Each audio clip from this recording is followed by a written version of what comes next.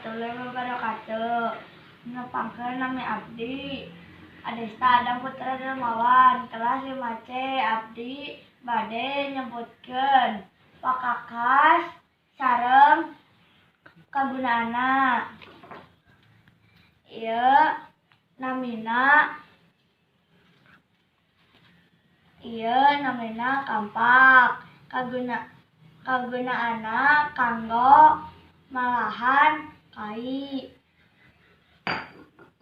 Ieu namina arit. Kagunaanna kanggo motongan jukut.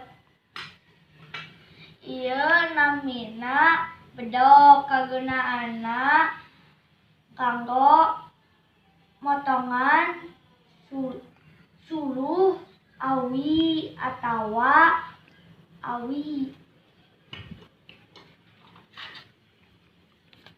Ieu namina gagaji. Kagunaanna kanggo motongan awi. Ieu namina tang. Kagunaanna kanggo nyabutan paku nu aya di tembok.